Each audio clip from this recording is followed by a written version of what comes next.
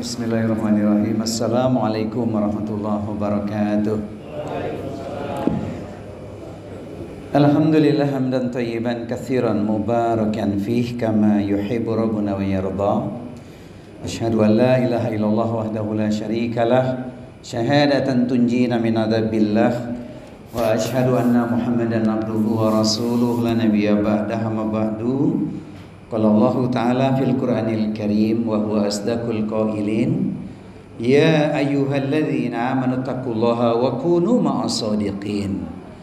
Wahai orang-orang yang beriman, bertakwalah kepada Allah dan bersamalah dengan orang-orang yang benar. Orang yang benar disebut ahlul khair. Mereka pecinta ilmu, perindu surga, ahli ibadah, ahli taat, ahli taubat, ahli syukur, ahli sabar, ahli Quran, ahli silaturahmi, ahli kebaikan. Malam hari ini mereka berada di mushola Nurul Iman. Semoga kita semua termasuk di dalamnya. Amin Allahumma amin.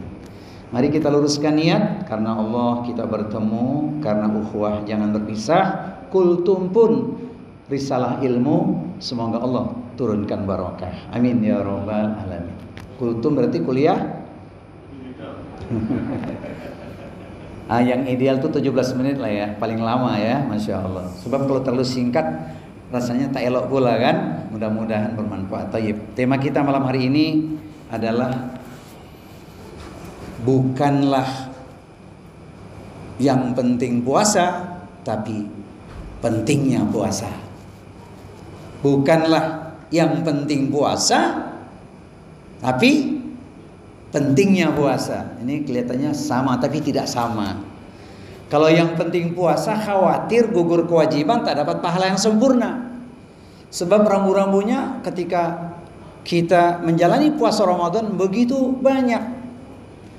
Padahal nanti di hari kiamat puasa itu akan bersaksi kepada Allah, ya Rabb, hambamu ini ketika dulu di dunia dia puasa, tidak hanya menahan lapar dan dahaga saja, namun dia mampu menahan syahwatnya.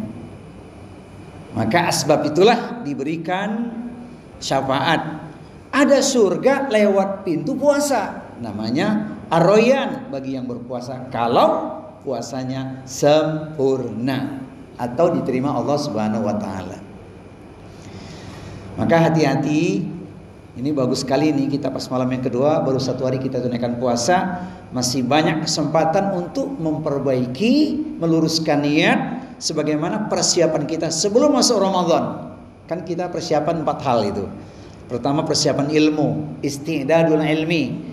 Ilmunya bagaimana berpuasa, yang wajib, yang sunnah, yang makruh, yang membatalkan, bahkan afdholiyah, amalan-amalan yang bisa menambahkan pahala yang banyak di bulan Ramadan. Sebab momentum Ramadan itu pahalanya berlipat ganda. Jadi tidak salah kalau ada ungkapan Ramadan bulan ampunan, ganjaran dilipat gandakan, insya Allah pasca Ramadan kita lebaran. Kan gitu ya. Tapi saya ingin kasih inspirasi sedikit lah. Jadikan ini sebagai tamu istimewa. Kita merindukan kedatangan Ramadan, maka mari kita menjamu Ramadan. Inilah Ramadan yang kita tunggu. Saatnya menata diri dan kalbu. Dengan puasa kita raih ridha Allah selalu, agar diampuni seluruh dosa di masa lalu. Hafal nggak Pak? Nggak usah dihafalin tuh ya. Inilah Ramadan yang kita tunggu. Saatnya menata diri dan kalbu. Dengan puasa kita raih ridha Allah selalu, agar diampuni seluruh dosa di masa lalu. Maka yang aku muslim, badan sehat, tak puasa, kata Bang Haji, terlalu. Gitu kira-kira syair yang ringkasnya. Alhamdulillah semuanya sehat walafiat. Semoga sempurna ibadah puasa kita, yang kita bersyukur tahun ini. Walaupun tadi malam agak ngeri-ngeri sedap gitu ya, ke masjid tarawih atau tidak nih, tapi alhamdulillah sama tahun ini insyaallah puasanya bareng, Idul Fitrinya juga bareng, insyaallah nikmat itulah. Alas, alhamdulillah. Jadi rambu-rambunya supaya kita fahami bedanya. Yang penting puasa adalah orang-orang yang hanya menggugurkan kewajiban puasanya. Rambu-rambunya jelas, hadis Bukhari. Man lam yada qaula zuri wal amala bihi falaisa lillahi hajatun fi yada'a ta'amahu wa syarabahu. Barang siapa yang tak mampu menjaga lidahnya dari qaula zur, ucapan yang sia-sia, yang tak bermanfaat, caci maki, ujaran kebencian, sumpah serapah, ghibah, namimah, adu domba atau sejenisnya, maka tidaklah Allah memerlukan seorang hamba hanya menahan lapar dan dahaga saja. Dapatnya cuman lapar dan haus saja. Di hadis yang lain riwayat Tabrani disebutkan itu, rubba shaimin laisa lahu min siyamil ju' wal atas. Betapa banyak orang yang puasa itu hanya mendapatkan lapar dan dahaga saja. Mudah-mudahan setelah kita simak sedikit pengetahuan malam hari ini sebagai pengingat untuk kita semua, mulai besok kita lebih berhati-hati. Jangan kita sia-siakan momentum Ramadan. Betul yang dikatakan oleh Pak DKM tadi, tak ada jaminan kita bersua dengan Ramadan tahun depan. Sekalipun kita harus memohon kepada Allah. Orang-orang salaf itu mengatakan, seandainya boleh memilih, rasanya sepanjang tahun Ramadan saja. Itu maknanya adalah Ramadankan jiwa raga kita supaya terhindar dari hal-hal yang tidak bermanfaat. Maka malam-malam berikutnya kita isi dengan hal-hal yang insya Allah menjadikan kita mendapatkan nilai pentingnya puasa, bukanlah yang penting puasa. Nah, pentingnya puasa ini kalau dirinci cukup panjang ini. Setidaknya saya menyampaikan 3 hal saja sebagai pendorong untuk kita. Apa sih pentingnya puasa? Secara spiritual, orang beriman itu merasa betul magnet dan nikmatnya berpuasa di bulan Ramadan. Maka betul kata Rasulullah dalam hadis Bukhari Muslim itu, idza jaa ramadhanu futihat abwabul jannati wa ghuliqat abwabun nari wa sufidati syayatin. Ketika Ramadan tiba, pintu surga dibuka, pintu neraka ditutup, setan pun dibelenggu. Tapi faktanya Ustadz, kita masih melihat di siang hari seorang berbadan kekar keluar dari tirai setengah pinggang alias warung makan. Kenapa kau tak puasa?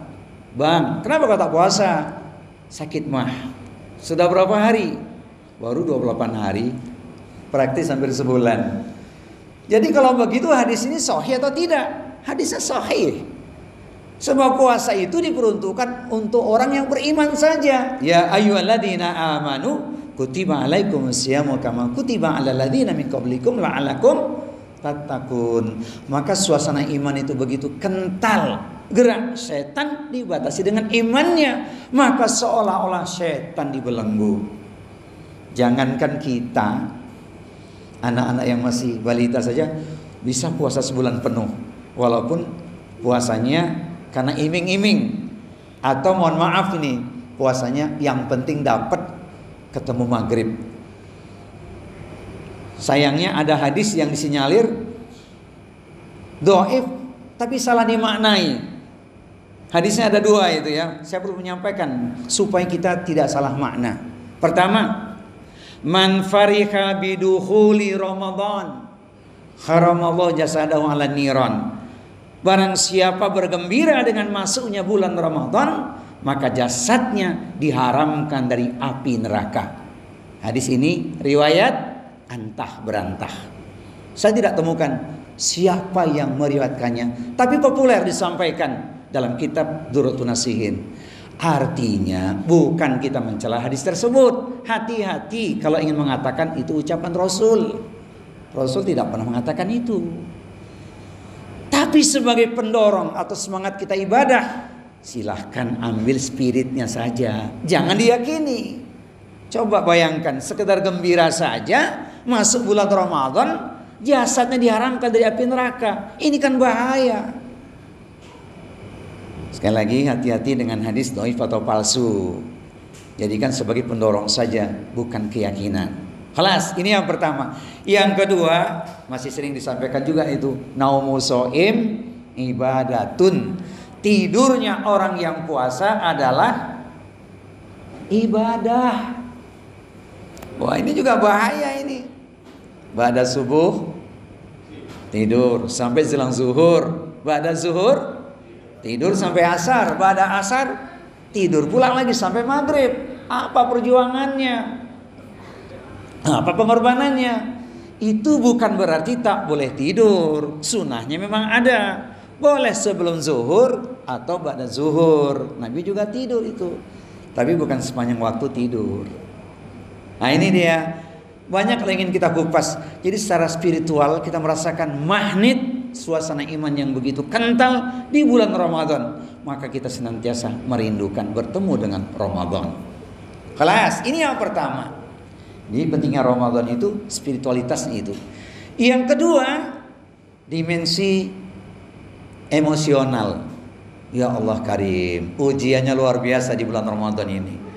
Ya, hati-hati kalau ada yang mencela, mencaci, menghina, jangan dibalas ucapannya, khawatir nanti pahala nggak sempurna pula. Emosionalnya diuji ini di bulan Ramadan. Beda dengan hari yang lainnya. Berangkat kerja, pulang kerja, di pekerjaan, Masya Allah. Maka katakan, ana so'im, ana so'im, ana so'im. Aku sedang puasa, aku sedang puasa, aku sedang puasa. Tunggu nanti azan maghrib. Azan maghrib ngapain Pak? Buka bersama, begitu. Hati-hati jaga lidah kita ini. Oleh karena itu, bicara tentang emosional, luasnya kebaikan Allah memberikan pahala bagi para pemaaf. Bahkan sebelum masuk bulan Ramadan sudah saling memaafkan ini. Walaupun sebenarnya tidak ada keharusan mau masuk Ramadan saling memaafkan, itu tidak ada. Tapi itu kearifan lokal yang tidak salah. Sebab baru ingat punya salah sama orang. Kan enak masuk Ramadan hati sudah lega gitu. Padahal minta maaf yang sunnahnya ketika kita melakukan kesalahan pada seseorang, mintalah maaf, nggak usah ditunda. Tapi saya lihat di sini pemaaf semua ini, Masya Allah. Sebelum orang minta maaf sudah memaafkan. Saya yakin di sini pecinta kopi ini. Pecinta kopi pasti pemaaf dia. Ini kata Pak Sulis ada lanjutannya kopi itu. Memang nikmat secangkir kopi, apalagi ada sepotong roti. Buat apa saling membenci? Ayo sambung silaturahmi. Oh isi. Ya, untuk ibu-ibu nih, alhamdulillah nih, Masya Allah. Ibu-ibu pasti pemaaf. Kenapa? Sukanya kalau pagi makan nasi kuning sarapannya. Sarapan nasi kuning, lauknya bakwan, sambil duduk banyak zikiran. Karena kita sudah lama berteman, kesalahanmu pasti ku maafkan. Ya, itu yang gampang saja ya. Emosionalnya diuji, alhamdulillah kuat, itu emosional. Kemudian yang ketiga adalah dimensi moral. Masya Allah. Ada yang bertanya, Ustadz, apakah acuannya seorang itu sukses menjalani puasa Ramadan? Ini mestinya di penghujung Ramadan disampaikan, tapi lebih baik saat ini saya sampaikan supaya puasa kita sukses. Ada yang bertanya, Ustadz, suksesnya puasa Ramadannya bagaimana? Jawabannya sederhana. Syekh Muhammad Abduh mengatakan dalam kalimat yang sangat indah, wali kulli ibadatin minal ibadati sahihah atharun fit takwimi akhlaqi qaimi biha. Setiap ibadah yang dilakukan dengan baik dan benar niscaya akan memberikan pengaruh yang signifikan terhadap moral atau akhlak seseorang. Jadi lihatlah dia pasca Ramadan lebih taat, lebih santun, lebih tawadhu, lebih istiqomah, maka dia termasuk orang yang najih, sukses puasa Ramadannya. Semoga kita semua termasuk di dalamnya. Amin ya rabbal alamin.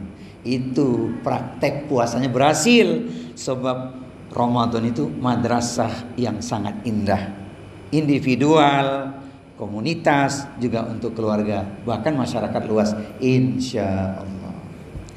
Kemudian ada yang bertanya, apa puncak pentingnya dari puasa Ramadan?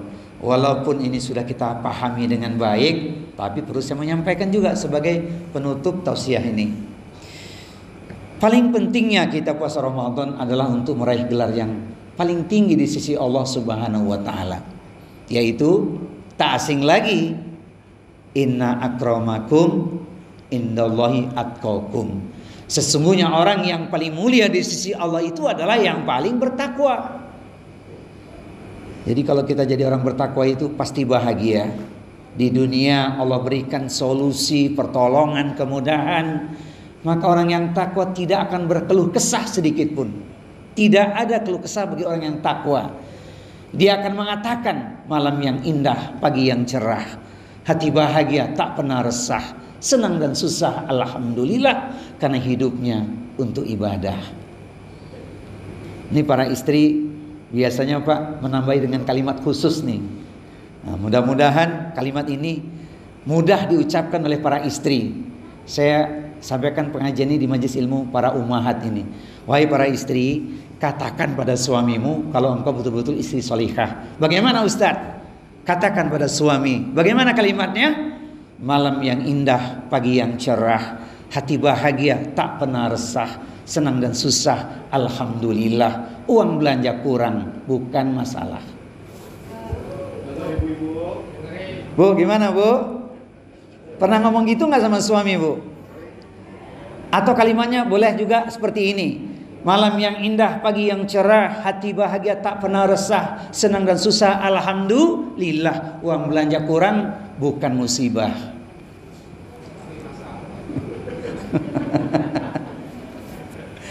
Nah kalau istri bilang begitu Pak, jawab pula lah dengan kalimat yang sejuk. Katakan pada istri ya, menatap awan ke angkasa, sungguh tinggi tidak terkira. Berumah tangga bukan sekedar cinta, namun ingin sehidup sesurga. Elok nian tuh. Itulah yang pasti. Masya Allah. Semoga kita dijadikan Allah ahli surga. Amin ya rabbal alamin. Di dunia bahagia ayatnya, wa may yattaqillaha yaj'al lahu makhraja wa yarzuqhu min haitsu la yahtasib. Barang siapa bertakwa kepada Allah, niscaya Allah akan berikan untuknya solusi jalan keluar menghadapi apapun dalam hidupnya, sehingga tidak ada keluh kesah. Walaupun orang mengatakan hidupnya sempit, sulit, terlilit, terhimpit, sakit, bak terperosok ke dalam parit, bisa bangkit last minute, tidak menjerit, walaupun mulutnya qomat kamit.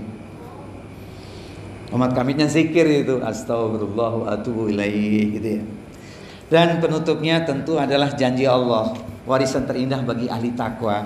Allah berfirman di Quran, surat Maryam, surat yang ke-19, ayat di nomor 1963. A'udzu billahi samiil alimi minasyaitonir rajim. Tilkal jannatul lati nuritsu min ibadina man kana taqiyya. Dan surga itu hanya kami wariskan bagi orang-orang yang selalu bertakwa. Semoga kita termasuk ahli takwa. Maka buktikan takwa kita. Ramadan kita isi dengan amalan yang terindah, amalan yang paling baik. Jadikan seolah-olah inilah Ramadan yang terakhir. Kalau besok ada yang sempat nih barangkali lewat di Malam Semi, ada Masjid Al-Ukhwah namanya. Saya mengisi kajian jelang berbuka puasa. Temanya, andaikan ini Ramadan terakhirku. Boleh barangkali lewat di Malam Semi, saya sampaikan itu. Mungkin nanti ya tanggal 17 kali ya. Masya Allah. Insya Allah. Demikian, semoga bermanfaat. Aku qouli hadza wal afu minkum wa ma uridu ila islah mastata'tu. Jika pisau lukai jari, banyak obat penghilang nyeri. Namun jika lidah lukai hati, hendak kemana obat dicari. Sampai kita jumpa insya Allah di tanggal 17 Maret nanti. Subhanakallahumma wa bihamdika asyhadu an la ilaha illa anta astaghfiruka wa atubu ilaik. Wa akhiru da'wana anil hamdulillahirabbil alamin. Mohon maaf lahir dan batin. Wassalamualaikum warahmatullahi wabarakatuh.